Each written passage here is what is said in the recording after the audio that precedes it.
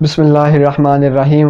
ناظرین، دور حاضر میں شیطان کے لیے انسان کو گناہ کے لیے راضی کرنا، گناہ پر آمادہ کرنا، گناہ کے لیے منا لینا بڑا ہی آسان ہو چکا ہے۔ اسپیشلی انسان جب تنہائی میں ہوتا ہے، اکیلا ہے، کوئی نہیں دیکھ رہا، کسی کی گرفت کا خوف نہیں ہے، موبائل فون پاس ہے، Facebook, WhatsApp, YouTube, Snapchat, Instagram, ہزاروں قسم کی سوشل ایپس ہیں، گناہ کرنے کا پورا موقع ہے۔ ایسی حالت میں تو شیطان کے لیے بہکانا کوئی مشکل بات نہیں ہے۔ شیطان بھی آج کے انسان کی حالت پہ ہنستا ہوگا کہ آج کا انسان کتنا کمزور ہو چکا ہے کہ اس کو گناہ کے لیے منانا کوئی مشکل بات نہیں رہی۔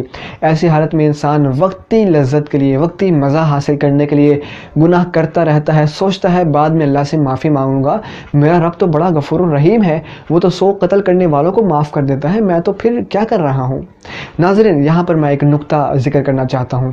دیکھیں، انسان کی توبہ، اللہ تعالیٰ سے معافی اس کی موت سے پہلے ہی قابل قبول ہے۔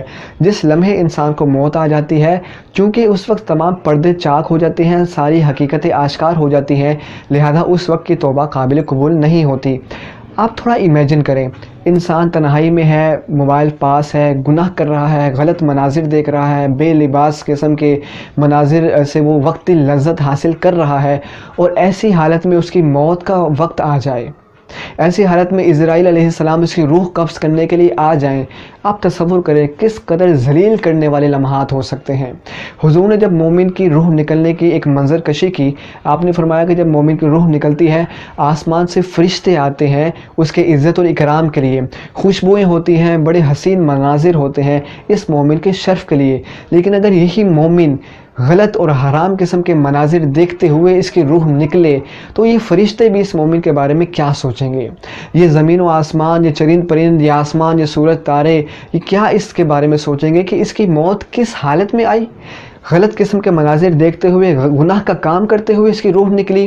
اسی روح کو جب آسمانوں کی طرف لے کے جایا جائے گا، رب کی حضور پیش کیا جائے گا، اللہ کی بارگاہ میں بندہ کیا منہ دکھائے گا؟ یا اللہ، میں کس حالت میں تیرے پاس آیا ہوں۔ اسی طرح آپ غور کریں کہ جب گھر والے، محلے دار اس کی لاش کے قریب آئیں گے اور اس کے پاس سے موبائل برآمد ہوگا، غلط ویڈیوز، گندی تصاویر، غلط قسم کا مواد برآمد ہوگا، یہ شخص اپنے گھر والوں کے لیے ایک شرم و عار کا سائن بن جائے گا۔ یہ شخص اپنے معاشرے والوں کے لیے، اپنے دوست یاروں کے لیے کیا ایک میسج دے کے جائے گا؟ لوگ اس کے بارے میں کیا کمنٹ پاس کریں گے؟ ہمیشہ اپنے موبائل کو ہر قسم کی گندگی سے، ہر قسم کی غلط ویڈیوز، تصاویر سے پاک رکھیں۔ کسی بھی وقت موت آ سکتی ہے، یہ موبائل ہماری ذلت کا سامان بن سکتے ہیں۔ اللہ تعالیٰ مجھے اور آپ کو تنہائی میں اپنی تنہائی پاک رکھنے، گناہوں سے دور رہنے اور غلاظتوں سے، غلط اور فحش مناظر سے دور رہنے کی توفیق عطا فرمائے۔ اگر آپ کو یہ ویڈیوز پسند آتی ہیں، ضرور لائک کیا کریں، کمنٹ کیا کریں، اس کو ضرور اپنے دوستوں کے ساتھ شیئر کریں۔ ملاقات کرتے ہیں اگلی کلپ میں۔ وما توفیقی الا باللہ۔